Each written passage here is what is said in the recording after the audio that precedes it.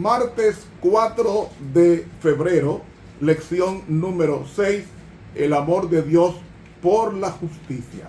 Texto para memorizar. Alábese en esto, si es que se puede alabar, en conocerme y entenderme que yo soy Jehová, que hago misericordia, juicio y justicia en la tierra, porque estas cosas me agradan, dice Jehová. Jeremías 9:24. Te alabamos, oh Señor, porque para siempre es tu misericordia.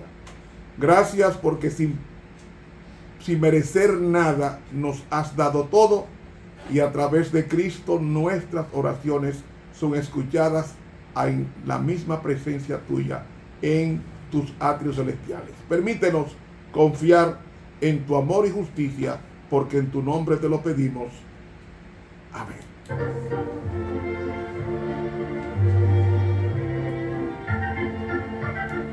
Para hoy martes, el carácter inmutable de Dios. Quisiera comenzar con esta pregunta. ¿Qué es el carácter? El carácter es la marca que se imprime. El carácter es uno de los términos o uno de los elementos que componen la personalidad. La gente no nace con un carácter, nace con un temperamento que se hereda de los ancestros, de los progenitores. Pero el carácter no. El carácter se va formando con las cosas que vamos haciendo a diario, sean estas buenas o malas. Ahora surge la pregunta inquisidora. Entonces, Dios fue haciendo cosas buenas hasta formar un carácter. No. Dios no es santo por el proceso. Dios es santo en esencia. ¿Qué significa santo en esencia?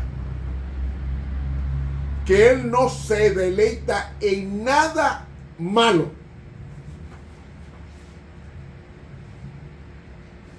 En nada punible. En nada deletéreo. Es decir, perjudicial. Dios es un ser tan supremo y tan grandioso que no habrá un momento en que Dios pierda su naturaleza. ¿Cómo yo sé que cómo yo conozco el carácter de Dios? El carácter de Dios está expresado en los 10 mandamientos.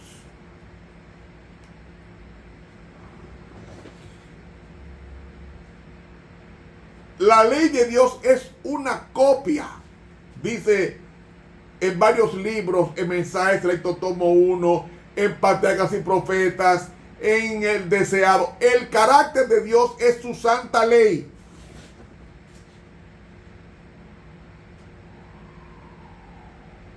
Su santa ley. Entonces, si nosotros queremos parecernos a Él, tenemos o necesitamos dejar que Él imprima o Él grabe el carácter en nosotros. Ahora, ¿quién es el que graba el carácter? Oiga lo que dice el libro a los Hebreos.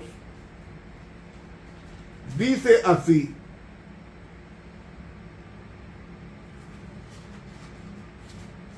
Hebreos el capítulo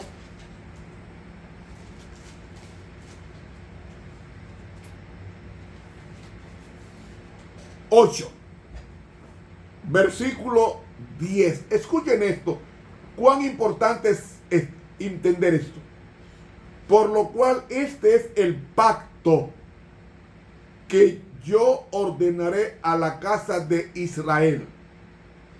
Después de aquellos días, dice el Señor, daré mis leyes en el alma de ellos y sobre el corazón de ellos las escribiré, y seré a ellos por Dios y ellos me serán a mí por pueblo.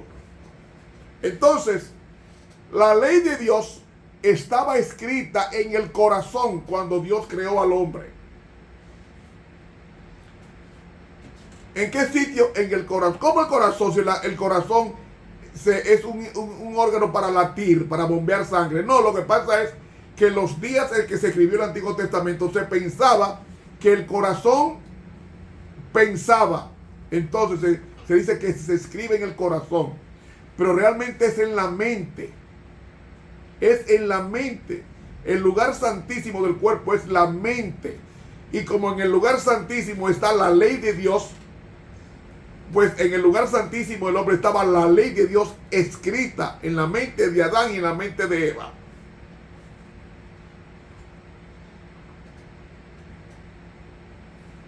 ¿Cómo sabemos que había una ley? Porque si usted coge en Génesis capítulo 3, versículo 6, dice, y vio la mujer que el árbol era bueno para comer y que era agradable a los ojos. Ve, violó el primer mandamiento porque quitó la vista de Dios para ponerle un árbol. Para alcanzar la sabiduría y tomó de su fruto. ¿De quién era el árbol? De Dios. Pues tomarlo era robar. Y dice, y tomó de su fruto y comió. ¿Qué mandamiento violó? El no matarás. Se estaba matando porque por el pecado vino la muerte. Y dio también a su marido, el cual comió así como ella. Violó varios mandamientos de la ley de Dios. Esto me indica que la ley de Dios ya existía en la mente de Eva y en la mente de Adán. Ahora bien, ¿cuál es el instrumento que está usando Dios para reponer la ley de Dios en la mente del hombre? Lo acabo de leer en Hebreos capítulo 8. Versículo 10. Ahora yo le agrego a ese capítulo, al capítulo 10. Y oiga cómo es que Dios escribe la ley. Versículo 15. Y atestíguanos lo mismo el Espíritu Santo, que después dijo, este es el pacto que haré con ellos después de aquellos días, dice el Señor. Daré mis leyes en sus corazones y en sus almas las escribiré. ¿Cómo está escribiendo Dios la ley? A través del Espíritu Santo. Es a través del Espíritu Santo, la tercera persona de la divinidad, que le está escribiendo esa ley. Cuando Dios escribe esa ley, ¿qué está haciendo Dios en nosotros? Impregnando un carácter. Un carácter. Entonces Pablo, consciente de eso, en el libro 1 de Corintios, 2 de Corintios, el capítulo 3, 2 de Corintios capítulo 3 y el versículo 18 dice así: por tanto, nosotros todos, mirando a cara descubierta como en un espejo la gloria del Señor, y según Éxodo 34, la gloria de Dios es el carácter, somos transformados de gloria en gloria con la misma semejanza como por el Espíritu del Señor. ¿Cómo es que somos transformados? por el Espíritu Santo, mirando a cara descubierta como un espejo la gloria de Dios. ¿Y qué es la gloria de Dios? El carácter. ¿Y qué es el carácter? Su ley. ¿Y qué es la ley? La Biblia es la ley de Dios. La Biblia es la ley de Dios. De ahí que al mirar, o sea, al pasar tiempo de calidad con Dios, leyendo su palabra, estamos siendo transformados de gloria en gloria, o sea, un crecimiento a la semejanza de Dios por el Espíritu del Señor. Qué bueno es saber que estamos siendo transformados, y como estamos siendo transformados, Dios dice: yo Jehová no me mudo. Dios es el mismo ayer, hoy, por los siglos. Si fue amor cuando Adán, es amor hoy y será amor en la eternidad. El amor nunca deja de ser, dice 1 Corintios 13, 12. Todo lo demás va a perecer menos el amor. O sea, Dios no muere. ¿Por qué Dios no muere? Sencillamente porque Él es la vida. Y la vida no engendra muerte. Lo que engendra muerte es el pecado. Por eso en Romanos 6, 23, la paga del pecado es muerte. Dios, como no tiene pecado, no muere. Su misma naturaleza es fuego consumidor que consume el pecado y a los pecadores. Por tanto, nunca habrá un momento en que Dios cambie. Dios dijo y fue hecho. Él mandó y existió. Dios no cambia. Él sigue siendo el mismo hoy por los siglos. Como dice que no hay mudanza ni sombra de variación. Y como Dios no cambia, entonces, aunque nosotros seamos infieles, Él permanece fiel al pacto que hizo con nosotros. Dios hizo un pacto con nosotros en el monte Sinaí. Y ese pacto Él no lo ha violado. El hombre fue que lo violó adorando un becerro de oro. Y Moisés tuvo que pulir 2 tablas de piedra y subir de nuevo para que Dios escribiera de nuevo los 10 mandamientos que Él promulgó en voz audible, en alta voz. Por eso es imposible que Dios mienta. Por eso si Cristo dijo que vendrá por segunda vez, va a venir. Porque Dios no es hombre para que mienta, ni hijo del hombre para que se arrepienta. La mentira no reside en Él. Él es la verdad absoluta. Y al ser la verdad absoluta, todos sus designios, todas sus palabras son verdad. Y como son verdad, ese carácter es inmutable, o sea, no cambia.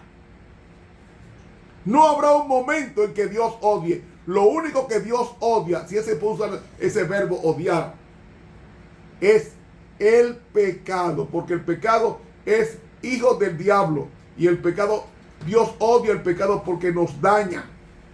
¿Saben? Los años no envejecen a la persona. O yo. Este hombre está loco. ¿Cómo que no? Sí, bíblicamente es así. Los años no envejecen a la persona. Es el pecado. Usted busca en la Biblia, todos los ángeles que describe la Biblia son todos jóvenes. ¿Y cuántos millones de años no tienen ellos de creado? Millones de años. Pero son jóvenes porque no reside el pecado en sus mentes, en sus cuerpos. Y al no residir el pecado en ellos, se mantienen eternamente jóvenes y poderosos. Pero el hombre, al aceptar el pecado y lo ha digerido en su cuerpo, se deteriora a los 30, 40, 50, 60, 70, 80 años y se convierte en un guiñapo. Pero no es por la edad, es por el pecado. Es más, cuando nosotros seamos llevados a tierra nueva, vamos a vivir eternamente una eterna juventud porque no habrá pecado. Ahí se nos fue el tiempo. Para mañana, miércoles, un Dios arrepentido, suscríbase a este canal.